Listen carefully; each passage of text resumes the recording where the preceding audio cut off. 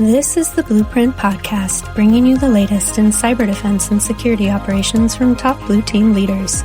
Blueprint is brought to you by the SANS Institute and is hosted by SANS Senior Instructor John Hubbard. And now, here's your host, John Hubbard. Coming up on this episode of Blueprint, if you're someone looking to get into cybersecurity, already in InfoSec and looking to stay current, or an organization looking to hire new cybersecurity positions or upskill your current employees, this episode is for you. Stick around for a discussion all about building and measuring cybersecurity skills with guest Rob Lee on this episode of Blueprint. Hello, everyone, and welcome to this very special episode of Blueprint, where we've got none other than Rob Lee, a guy who's been around SANS for a long time as an author, as a DFIR curriculum instructor, and now Chief Curriculum Director for the whole of the SANS Institute. Today, we're here to cover one of the things I think Rob probably in an outstanding position to be an expert on at this point, and that is cyber reskilling. Something that a lot of organizations are looking to do, a lot of people are looking to do on a personal level, and as threats continue to grow and we continue to see more and more damage over the year, this is something that's only going to grow in relevance. So, Rob, first off, welcome to the podcast. And for those who might not know you, let's hear a little bit about your background and your current position. Hey, thanks, John. First of all, really excited to be here on the Blueprint. You've really put together an amazing show, and the interviews you've done over the past couple of years have just been top notch. I really feel flattered to finally make the cut.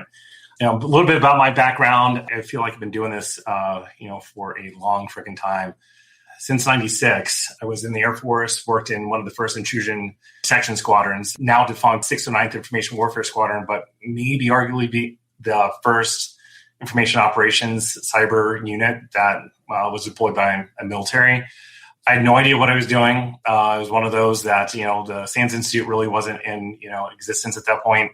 So you really had to, self-train almost in everything. The practical Unix and Internet Security Guide, that book, I think everyone had at that time frame, was the only thing in existence. And we were using, at the time, was NetRanger product to do intrusion detection.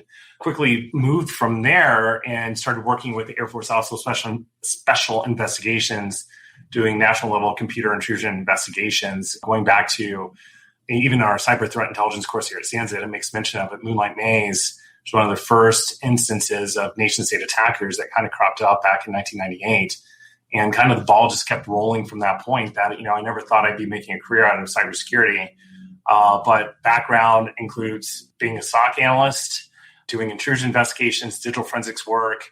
I worked in offensive operations, Title 10, Title 50 for the U.S. government, did vulnerability research, non-public exploit development, went back to Mandiant, did incident response, did management there, got my MBA, started my own company. And all along, I also worked at the SANS Institute developing what eventually became their forensics curriculum, initially based on their first course that we had at SANS, Track 8, which became 508.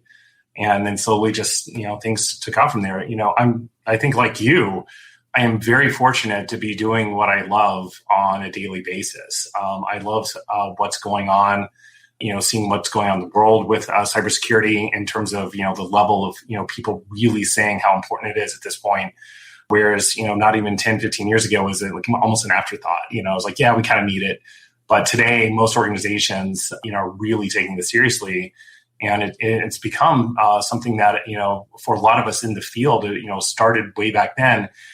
Something that, there's so many different niche areas to be in. It's, the fact I have experience in multiple fields is rather unique. I don't think we're going to see many people kind of follow that same path where you kind of like jump in across the board. You probably, be more niche almost immediately in a lot of your, hey, I'm a blue team person, but, maybe you get into the hacker exploits, but, you typically red teamer, you love the red team stuff. If you like the cloud, and so forth, that the skill sets needed for one discipline are so immense that, you have some basics that are covered, but, something you really have to think about is, a lot of people are just entering the field. Yeah, I have to imagine way, way more just subspecialties now than there ever have been in this. So talking reskilling, right, that can come in a number of forms, and we'll get to that when we get there. But to kind of kick off this conversation, what brings you to kind of be interested in the reskilling topic, and what are you seeing in terms of like the state of the industry and the need for reskilling right about now? Well, nothing, that's a great question. The thing that changed, and it has changed rather significantly over the past 3 years, was the onset of COVID. And to a great extent, it forced a lot of organizations to transition more quickly and rapidly into diversification of capabilities in their own workforce, in addition to what they need for their enterprises to succeed.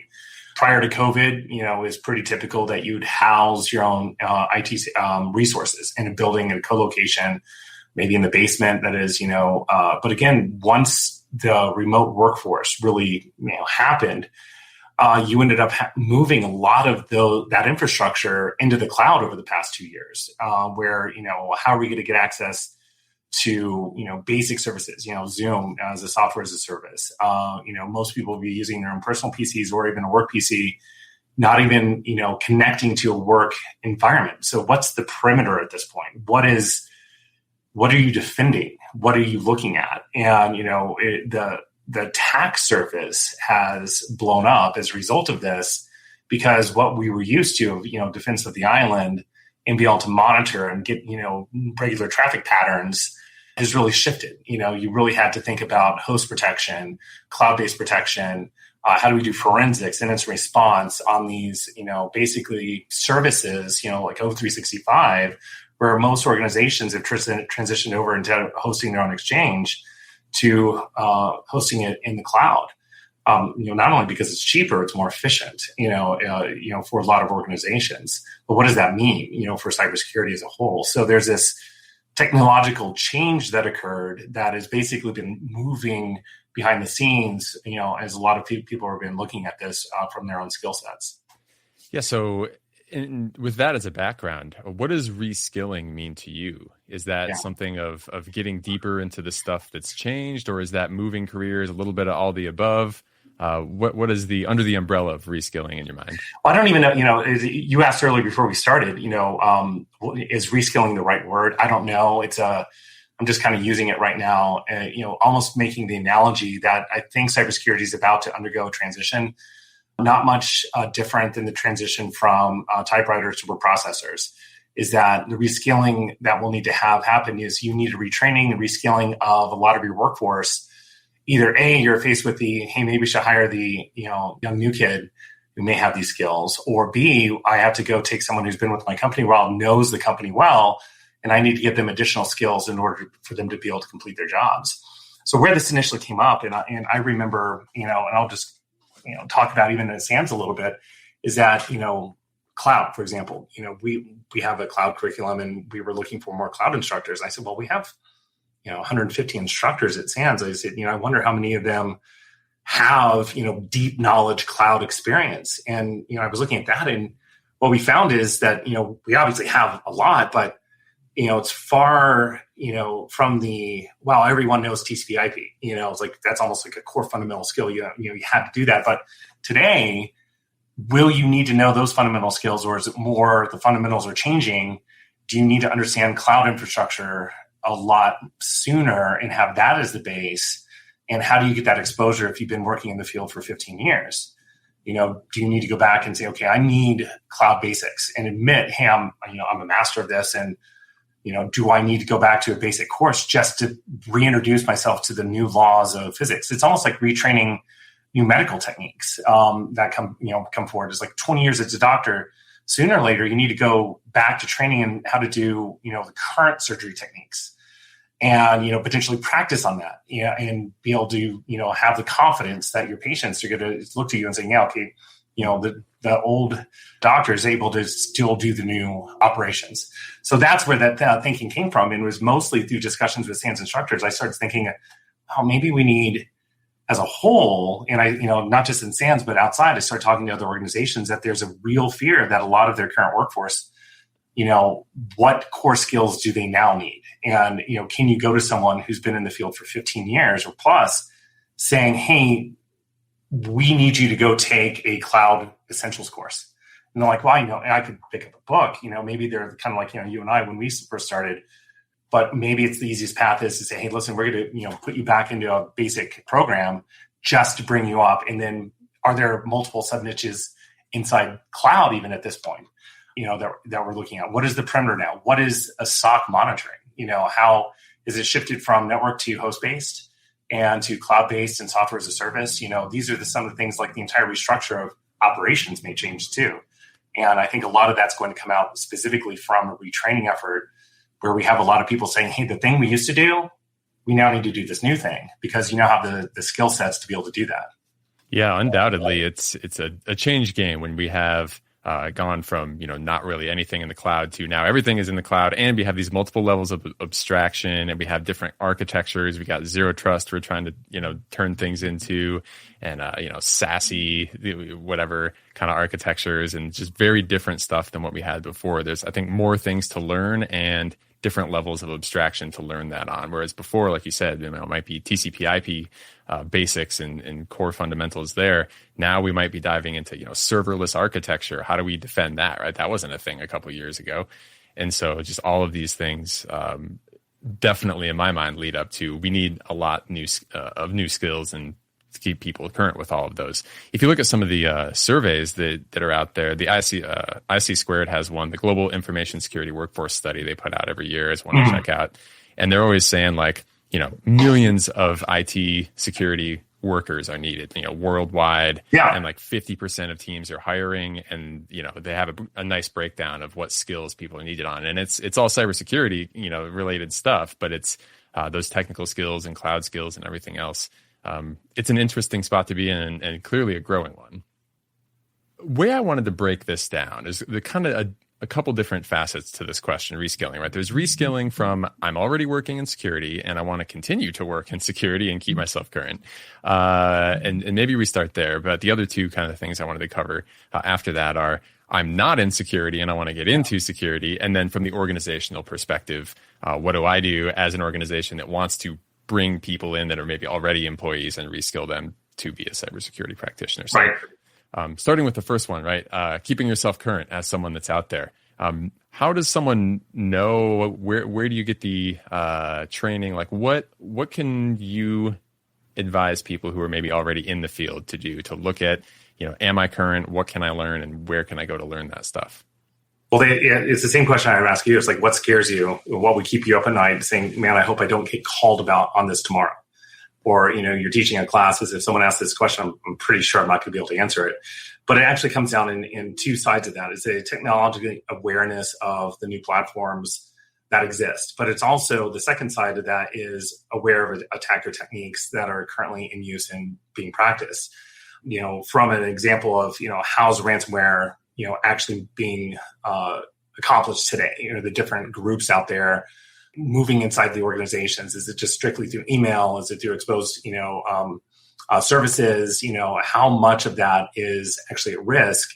And, what do you do to mitigate that? Even, being held for, huge sums of money.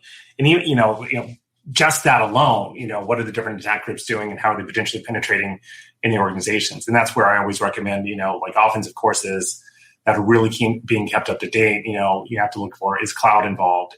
Is, from these services, service attack side, and then the technology base of that. So both of those combined into a single, which one of these is going to be more useful to you for being able to keep up with the trends?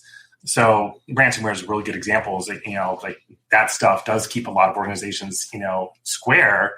But how many organizations really feel that they are able to respond well to a ransomware attack? Have you tabletopped it?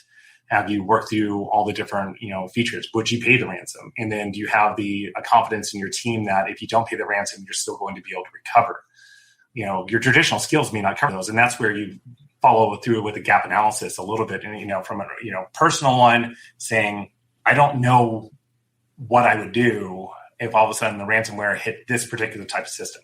And it's one of the reasons why you take a look at Linux security, Unix security, whereas, there's this trend, it was everyone had to know it in the early 90s and mid 90s, and, kind of trailed off into the early 2000s where Windows and Windows Enterprise networks became the, primary dominant form of enterprise technologies. But guess what's now making a comeback? Well, Linux and Unix. Why? Well, it's because of so many of the infrastructure-based cloud systems are all based off of Unix and Linux, obviously platform being free and so forth, but you have a lot of people who haven't seen that before. And so there's like, what do I do to secure it? What do I do to make sure my data is in the right locations? What are the vulnerabilities? What about the web servers? All the things, you end up running into this, what is old is new again. And, do you have a Linux class to, go to be able to not only how do you defend these systems in the cloud, but how do you potentially respond to them as well with this different technology base that you're not used to? We'll be back after a quick break. If you're enjoying this episode, then you're undoubtedly interested in building the strongest security operations team that you can. For those who want to go even deeper, did you know that SANS has not one, but 2 courses that cover security operations centers as well? For the leaders, managers, and directors out there, my co-author Mark Orlando and I offer 551, Building and Leading Security Operations Centers. This course covers building your team, your physical and virtual workspace, getting the right data into your tools, and then focusing on security priorities through everyday execution of important security tasks and building the best SOC team possible. For the technical practitioners out there, my course Sec 450, Blue Team Fundamentals, Security Operations and Analysis is designed to cover everything you need to jump in being the best SOC analyst that you can be. We cover important data types, SOC tools, security logs, malware, analysis technique, automation, and much, much more. In addition, if you want to prove you can deliver the best on any security team, both courses have an accompanying certification available from GIAC. That's the GSOM for 551 and the GSOC for 450. Check out both courses and free demos available on the SANS website. You can get registered today for an in-person course at one of our many events, or go to On Demand and take either class anywhere at your own pace. Thanks for listening.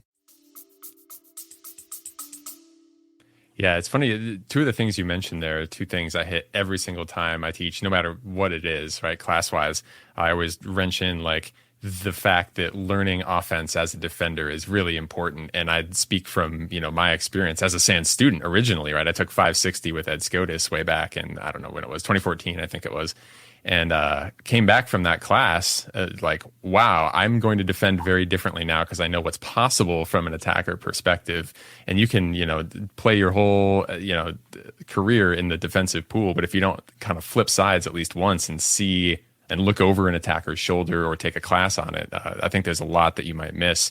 So that's super important. The other thing, techniques for ransomware and stuff like that, that's another thing. I actually just doubled down on that kind of content in some of the classes, pointing out things like when the Conti playbook leaked back, I think it was last December. Yeah. That's like a beautiful thing to say, like, here is literally what your attackers are typing. So if any of the listeners haven't seen that, just search Conti playbook leak and you'll find it. But it was all the files, it was all the commands, it was how they do it, TTPs galore. And as a defender, I always emphasize, like, that's the kind of thing you have to pay a lot of attention to, because if you don't know what you're seeing in there, it's going to hit you and you're not going to know it until it's too late. So, yeah. And it's tied to, just basic understanding and absorption of cyber threat intelligence. If you know what attack groups are potentially interested in, you could use that to help focus the techniques and TTPs that you particularly may be running into. And you could, even focus your, tabletop exercises based on those scenarios, which, again, it doesn't take much to do a tabletop exercise just to see how people react. And provides invaluable gap analysis. But even you could just tabletop with your own team. If you're a tech leader, which is 3 or 4 people, you'd be able to say, okay, let's assume we get hit with ransomware. Who does what? Let's walk through this, and you'll find pretty quickly, various opinions on what they're supposed to do. Because unless you're hit with it daily, you want to have those discussions early on. But then you realize you don't have the skill. What happens if it hit the server in the AWS or Azure environment? Do we even have access to? Do we even know who to call over there? It's fascinating. Yeah, those things can be really, really fun to do, right? In terms of tabletops, and then also very enlightening. Whether it's tabletop or purple team test or whatever, right? Trying it out, practice makes perfect. Train like you fight kind of mentality there. That's all stuff that works great for people who are in the industry, understand those things, and I think that's solid advice for anyone looking to do that kind of thing. What if you are not yet in cybersecurity and you are in whatever position you happen to be in and are looking towards it as like, oh, I want to make the jump? Right. what do you have as advice for them? That's a very broad question. This could be its own episode because I'm actually very opinionated about this. So first of all, get in the field. There's zero wrong you're going to do for yourself. If you have an affinity toward computers and want a stable and yet fulfilling long-term career, then cybersecurity is something to really take advantage of. The second thing is, to really take a look at, it's like, how do I get the prerequisite skills and what do I need to do? And I would say initially there's a lot of, the technology-based courses that you could take, A+ certification. SANS has a security foundations. I'm not, trying to sell that. It's more of a take what you can. But then the next question I usually get, John, is should I go get a degree in this? And this is really a weird question because there's this, should I go get a comp sci degree? Should I get a cybersecurity degree? Do I need a degree?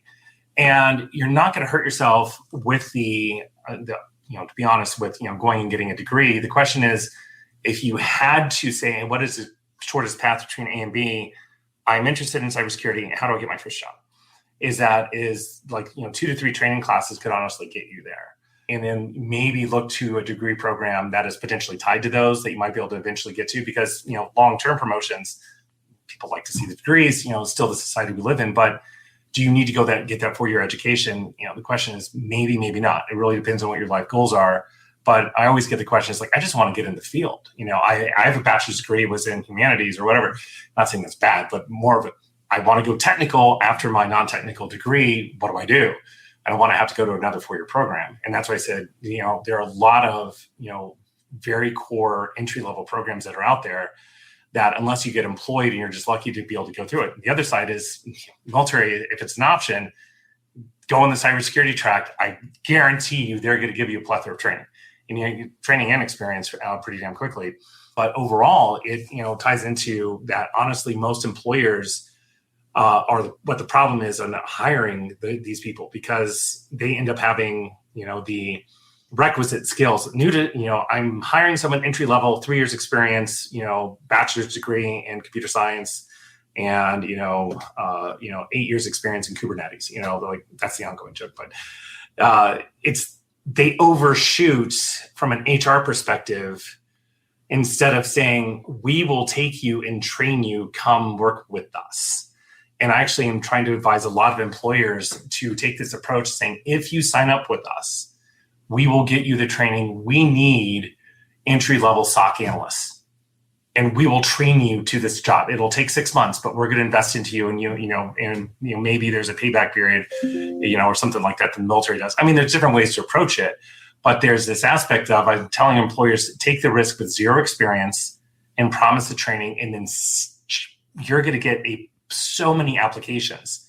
You choose the best people for these, and you create an environment that has a rapid upward advancement out of those entry-level positions.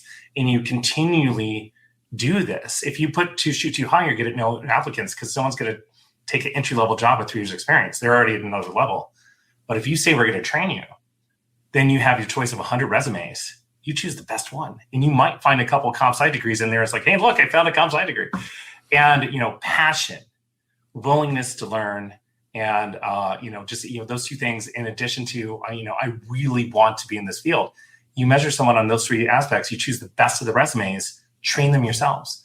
And that's what I'm trying to get the organizations to do. So it's an organizational problem, which ties into, I think, your third question. But, for someone who right now is like looking to get in the field, is like, try to take any class that's out there. But if you're an organization wants to take a risk with the zero experience, we'll train you, send me, a tweet or something like that. I will gladly say, here's another organization. Here's another organization willing to hire with zero skills. Send your resumes in. They're hiring 10 people a month. I mean, you could imagine, it's like, and then that HR group, all you have to do is choose the best.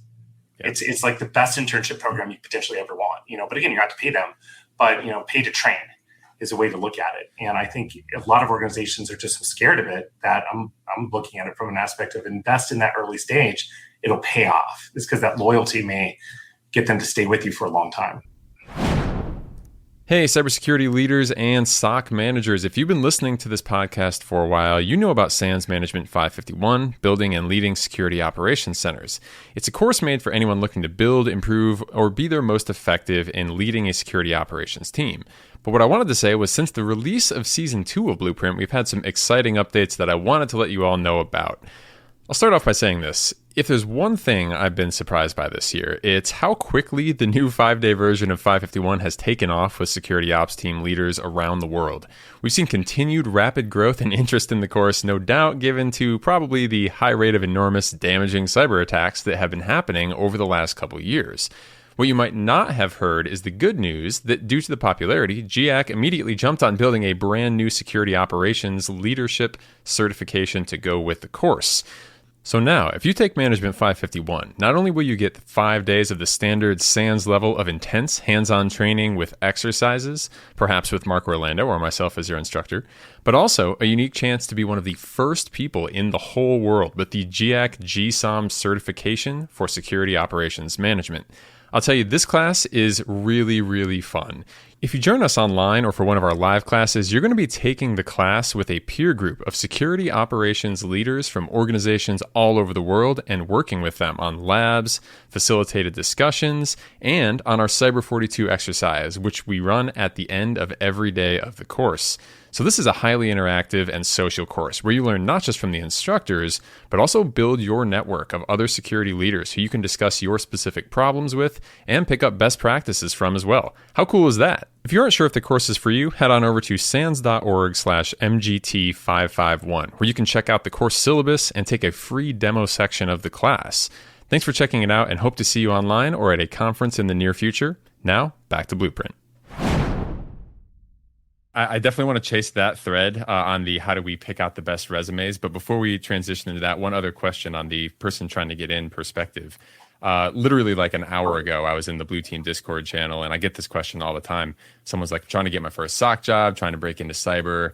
There's so many options and niches. How can I test out which one is going to be the best for me kind of at that stage? Like, do you have any advice on finding your niche as best you can without having done the job yet? You don't know. I mean, that's the hard part is, get into the field and then slowly explore. You may not like the defensive aspect or the incident response aspect. I mean, some of it's just like, you start talking around to the lifestyle of an incident responder.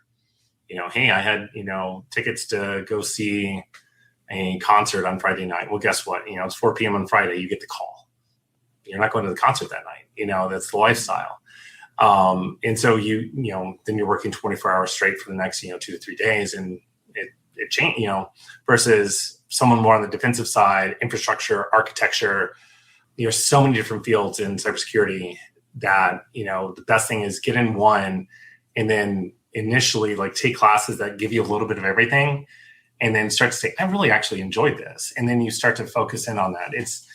It's almost like, the same thing when you're in high school is like, what do you like doing? Do you like animals? Do you like, the concept of being, in the military? Do you like technology? Do you like debating? Do you like drama?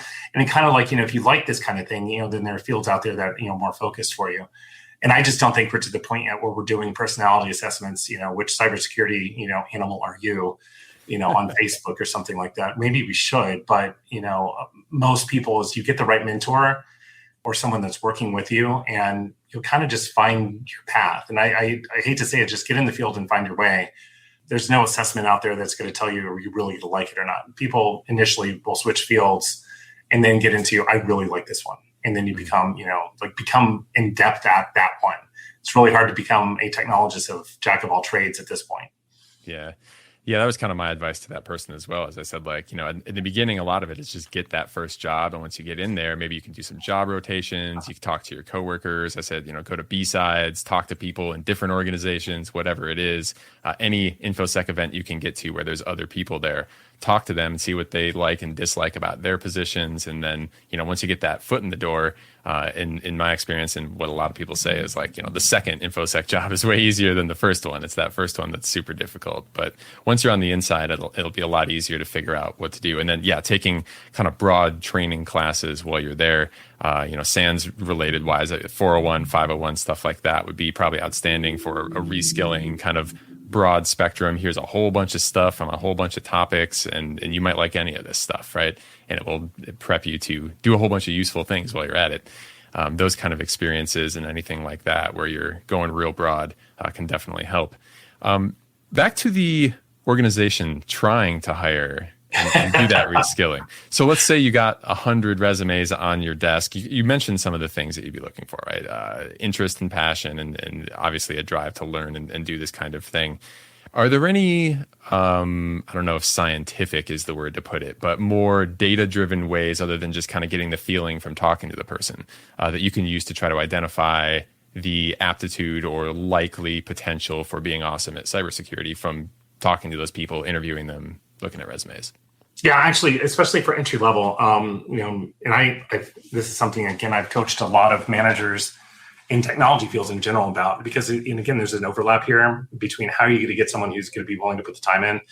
You kind of could tell, initially is like, what do you do when you get home? And it's like, well, I never put my computer down. My spouse, partner, my dog looks at me like, are you playing? Or are you working? It's like, I don't know. There's this, I don't know, this may be playing, researching something. I guess it's playing. I've been accused that. I'm sure you've been accused of that. It's like, I honestly don't know if this is work or play. It's play. It's going to make you feel better. But let's assume they're not in technology in there, at all here. So usually I try to find something that someone has attempted to master that's, on their own. And again, this is a passion and willingness to learn, whether or not, hey, I, traveled over to Spain and, learned Spanish, or at least, I attempted to. Not great, but at least I was able to hang, and I met a, really nice person over there. We're still friends, and, we chat all the time, and I, speak Spanish. They make fun of me all the time because of it. Wait, you learned a foreign language. That's pretty hard, but you basically mastered the basics of that on your own. Yeah.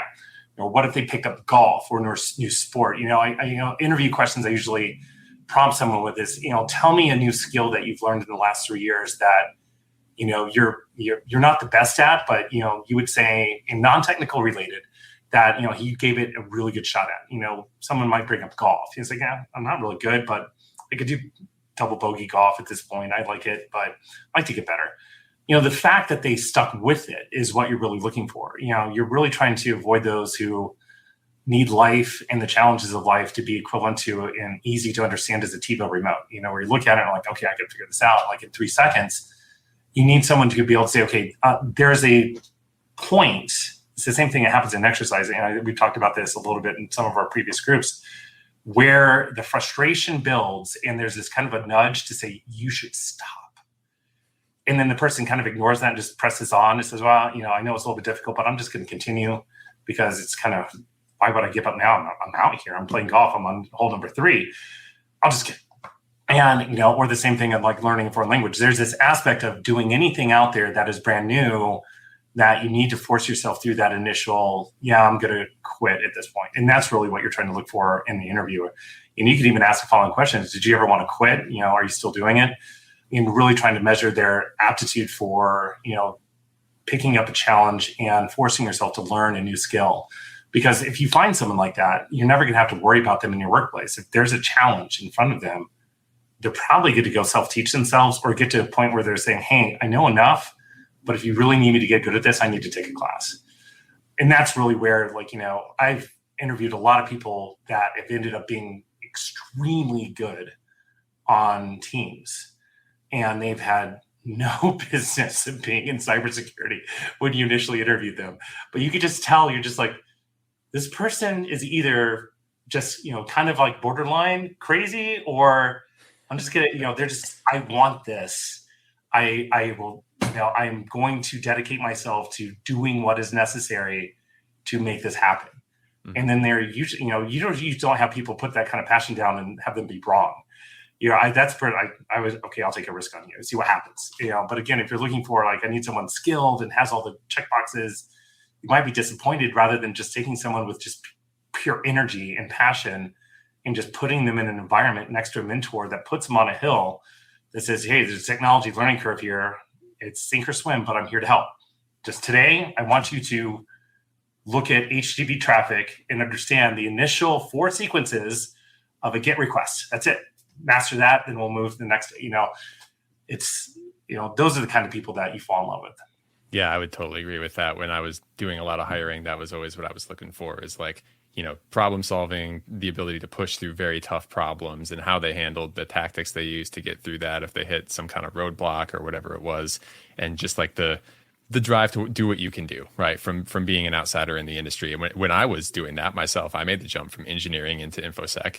The things I was doing, I was going to DEF CON, I was trying to do projects, write a blog, whatever it was, right? Just so I had a little bit of extra head up on maybe someone that hadn't done those things, so I could show like, hey, I'm really into this. This is super interesting. Here's what I learned, whatever it is. That kind of stuff, I definitely think is a really good initial sign from someone who's going to be a candidate. If you were an organization, or maybe you've seen this before, whether you have or this is just a what would you do question, as an organization trying to bring people in maybe from their own employee pool and bring them into the SOC or SecOps team or whatever, where would you, or how would you structure a program to kind of help people make that transition? Oh, that's, what's another good question is, there's kind of like 2 forms of this question. Is like, do you identify that folks, let's assume there's 2 forms of the individual, just brand new, like, hey, I'm working in, field X and I want to be moved over to cybersecurity. I would do an internal cybersecurity scholarship program and announce positions saying, we need people and we would love to have you transition over, and, make it an internal thing where it's an application process, just like an external job. But, just saying, we're looking for candidates who've been with the company for 3 or 4 years, willing to go through the scholarship program, willing to, and kind of make a big, deal about it, say, hey, upward momentum, X, Y, and Z. The other side to that is, what if you have existing, cybersecurity professionals on your team that you need to figure out, like, do they need to go through a retraining? Do they need additional skills? And this is, again, standard workforce mapping questions that so many people are so focused on the beginning of the funnel that they just assume that, and a lot of it's due to ego, is that you talk to the people out there they've been our problem solvers forever and never had to worry about, we call him the doctor because he's so good at what they do. Well, guess what? Lots of doctors really good at keeping their skills up to date.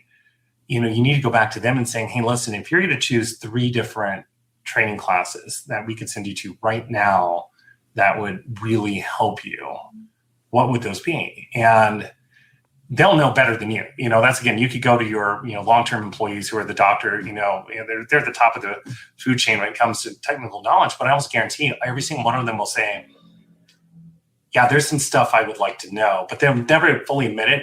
I could brush up on some things, but again, let them choose, and they'll probably choose something that they, so I really encourage you to choose something that out of these 3 is, because these are 3 problems. We have cloud, we have ransomware, we have, attacker techniques, and we need to make sure that, from your perspective, which one do you think would be most valuable for you?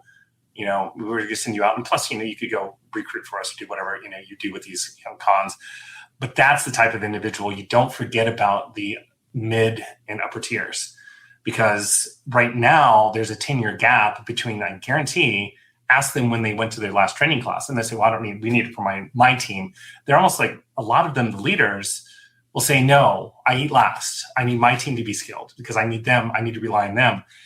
And that's where you need to say, well, we also need you, the general, to maintain your hours in the fighter cockpit just as much as we have the lieutenant who's fresh out of fighter jet school to be flying those jets. I said, we need both of you. And that's where you need to take that time to really focus in on, connecting with those individuals and saying, it's probably time. You need to go back. There's some gap here that we're missing that we're going to need your leadership on. And getting that gap is going to help identify the gaps in your lower tiers, because they're going to immediately recognize, this is really hard. I need help here, and it can't just be me to worry about this. And that's where that gap filling is going to occur. And your workforce management really becomes your top of the top technical people that are going to help influence that the most. But they may not know what they don't know at this point. And that's where it's like, take that risk to sit down with them if you're like the management side to this and saying, you need to go to training too once a year. Which one? Yeah. Yeah. The knowing what you don't know or not knowing what you don't know problem is a big one. And really this whole discussion, especially with newcomers as well, is they're like, oh, should I focus on this tool, that tool, or whatever? So getting kind of guidance and mentors and anything that can help you kind of solve that, whether you're a manager or whether you're brand new to the field is definitely a great way to try to focus your time and hit the right priorities. One of the things that reason I asked that previous question is, I was in a group where we were reskilling people from like the network operations team. We were bringing people in from the endpoint team and having them train up and work in the SOC, and it worked great, right? We brought in people from completely other, jobs that had nothing to do with IT, and we had kind of a set of classes and things that we'd have them do and benchmarks we had to have them hit kind of as an expectation for jumping into the group. And doing a little bit of research before we did this episode here, I was kind of Googling around to see if I could see if other companies had like a structured program. And I noticed like Booz Allen is one. They have like a program, I can't remember what they called it, but they bring people in and there's like a cohort where they'll all kind of go through the same classes together. And there's certain benchmarks you have to hit to be successful before you even get in to the job. I didn't know if you had any thoughts on, doing it in that method versus individuals, or any other ways of how you would structure getting people kind of to that level or testing whether they're ready. Oh, great question. To be fair, I have not, seen one way work better than another. Assessments are very useful. The best assessment I've actually seen out there are those that, like the recertifications and stuff like that, especially it's hands-on, but, tabletop and seeing how the team reacts, to basic, fundamental, here's this scenario, and usually have an outsider map it out, the scenario development more that you possibly do. But, in terms of like, do we identify multiple gaps where we could send, multiple people through a single training class? Some of that stuff is just like staring at the current technology set right now and saying, am I losing sleep over this? That kind of gulp that occurs, when you end up looking at how fast things have transitioned over the past 3 years in your enterprises. I almost guarantee right now, you could throw a dart at the biggest Venn diagram and says, we need people in X. And usually right now it's, cloud is probably the biggest one, responding to cloud, defending the cloud, cloud analytics is, cloud, sensors integrated in the SOC, and host-based, it's like with their, remote workforce, a lot of people still working from home. And I don't think that's going to change is, do we have the right telemetry set up on these systems? And in addition to that, from a aspect of, from an organizational standpoint, are we doing the basic security awareness programs for individuals as well? And again, something like, having people focus in on just, are we doing security awareness properly for a workforce? When we have these incidents, it's usually attacking the human in one form or another. And, we could save a lot of money. And I always, tell organizations like the amount you put into your training, the risk is, you put in a technology, or you could pay out an insurance, or you could pay out the ransom. Say which one of these things might be cheaper. Again, it's a hedging your bets and putting, some money in all of them. But, what you look at the average cost of a single ransomware attack today, and it's like, $500,000, $1 million, to a large organization. So that's, would you have hired a couple more people, top of the line, trained a couple more people, maybe, security awareness programs? Look at that. It's like, how often does the cost risk assessment, when you're trying to, weigh, if we get hit, what is the actual cost going to be involved? And then, of course, your insurance rates and everything are going to go up because, X, Y, and Z, but it's the way world we live in. It's just like, should you potentially take your car and for regular maintenance before it breaks down, or, hey, can I afford the breakdown? It's, some people do it, just like no matter what you say, I'm not changing my oil. I'll just go wait until the engine dies and I'll take it in and I'll get it fixed. Yeah. There's logic here, but then there's also sometimes just experience of having to have a breakdown to realize, maybe I should have done it a different way. Yeah, that's another conversation I've had as an employee and as a manager and as an instructor with a lot of students in class. Is always like, how do I figure out what the right amount of training is and when to train and when not to train, and getting pushback on like, oh, we don't want to train people and have them leave and all of that.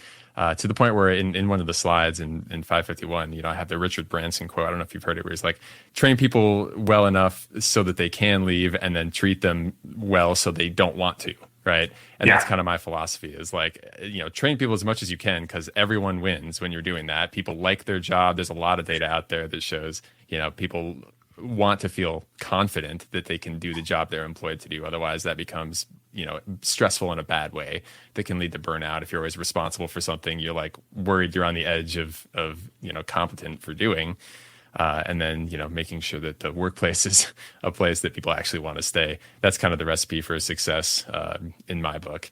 And looking at that, what I'm always trying to think about is, and asking guests is like, how do we measure this? And you've kind of already answered that in some ways, right? You talk about tabletops and all that. Are there any, I don't know if it's management metrics or other kind of like numeric things that you would look for as a sign that, I guess, either reskilling is working, or that you need reskilling, or that your team is kind of on the right path for just doing all of this well and creating a good environment and of well-trained individuals? Yes. The first metric you look at is, what is your employee churn? And how many of your employees are leaving? And is there a way we could get feedback on what needs to change to maintain them from not leaving? Is it a management issue? Is it upward mobility? Is it, maybe it's even a training thing? But, wherever you're at, it's the question, how fast can you run a mile? It doesn't really matter what that metric is. The question is, can we reduce it? Because of rehiring, retraining, and putting the person back into a position that's functioning takes months. And if you have consistent rotation, then you never will have a fully functioning team. So for some of this is like, organizations, well, we outsource a lot. We have a very small team for security people, but it's like, well, you lose one of them, and that could be a significant issue. So, going back to them says, well, our, churn rate is like near zero because they're all happy. I was like, but are they? Usually when you have a team of 3 people, guess what's going to happen? When one leaves, they all leave, because they all like working together. So it's like, hey, I got a job, and by the way, you 2 are coming with me. And then all of a sudden, what do you do? So the question is, when you have a really small team in an organization, medium-sized business, then definitely sit down at least once a year and just saying, you guys okay? Are y'all okay? Or what do you need? What else? And some of it is just as simple as like, what I'd like? Free books. I tell that to a lot of managers, that just go and here's what you do. Just go and offer that team free books. Well, buy as many books as you want. Buy book. And I know you're like, really, that's crazy. I'm like, honestly, what does it cost? Are they really going to be spending $5,000 in books annually? Probably not. But again, who cares if they are? It's $5,000. You're like, well, that's a lot of money. But maybe that is enough to say, hey, listen, I like keeping myself, on, by keeping on various technology things by doing books. Same thing on the training side. Just like, a lot of people in jobs see training as a benefit. And if you don't treat it as a benefit, just like PTO, people in technology fields hear about other workforces that have training as a benefit, and they will seek that. They see maintaining and skill relevance as something that is to be maintained. And it doesn't really matter. It's like, and that's kind of the benefit side. There's the organizational needs and there's a personal need. And you almost need to sit there and, say, how much do I let them just choose what they want to do? And maybe, it's like a one for you, one for me type deal. It's like, you want your course, you have to take mine first. It's like, I need someone who's really skilled cloud. Then you could go take your, training course wherever, but I have to choose the city. There's got to be a limit somewhere, but they're just work with them. But usually I said, even 2 training courses a year is like one for you, one for me, is going to be able to maintain. It's like, wow, you will get a lot of people like, pass up on 30K, plus job salary increases just because they like their training benefit. It's because they know they would always be able to leave and get that, but they like maintaining their congruence and ability to maintain their skill sets. But again, the biggest thing, metric, going back to your original question, is like, just look, if you're a large organization, what's your churn rate? And at the different levels too, entry, mid, top tier. Yeah, I agree. Turnover is probably one of the biggest indicators of health of the team. That seems like it's universally, whether it's security or not, right? If people are constantly leaving, not a good sign. We're getting close to our end here. Any kind of final resources or other kind of things you'd like to point out that we can put in the show notes, or any other kind of final thoughts to close it up? Well, it goes back to what I was saying before is, my theory, and I'm starting to see this, is that, really take a look at, your cybersecurity workforce in general. And especially with what, the transition that happened during COVID and the rapid, IT is one thing, but the IT security folks are completely different. They've been playing catch up for nearly 2 to 3 years now on this massive transition from, everyone in a single office location connected by VPNs into everyone's working from home. And it completely transitioned that attack surface. You should have a really serious conversation about, do we have the adequate skills, even for our senior most people, to defend and respond to incidents on our network? Then on the second side is those folks who are brand new, figure out a way to get them in the door.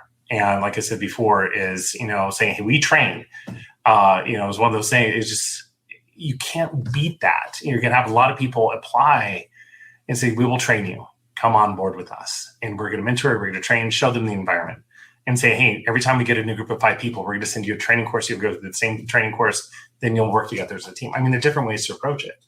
But having HR kind of, last around this 3 years experience, comp sign minimum, you're not going to find them. Those people are already mid-tier folks. 2 to 3 years in, you're already probably a mid-level analyst. It's like you're really trying to get them through that initial 1 year period and then have them stick with the team. But I recommend a lot of organizations take the risk on, we train you, especially early on, and get as many resumes in the door as possible and just choose the best. And just cultivate the culture, create the culture at that level to where they want to stay. And even if they do leave, you'll have some leave. That's the metric. Is like, can we get that metric higher? What additional changes can we have to be able to move them from a new to a mid-level security analyst on our team to where they'll stay with their team like 4 or 5 years? And that's kind of the other thing you got to look at is, what is the real expectation you'll have someone for their entire career? It's 0, folks, 0. You need to assume if you get someone for 4 or 5 years, you did good. If you get off of the mindset that it's going to be like, I'm going to get someone for 15 years, like unlikely. Think 4 or 5 for those in their 20s right now. And then if you're able to accomplish that, you did good. And then you just may have to hire in someone from the 5-year period. You're obviously taking from someone else too. But there's this inherent need, just the data does not lie, that most people in their 20s and early 30s are a 4 or 5 year max window per job that they're employed in. Just LinkedIn that, you'll see it all over the place. Yep. All right. Well, I think that wraps it up. Thanks for all that. Awesome discussion. Had a good time. A lot of good wisdom in there for those looking to either reskill yourself or for those in your organization. So thank you, Rob, for joining us on Blueprint today. I appreciate it. Hey, thank you, John. Appreciate it.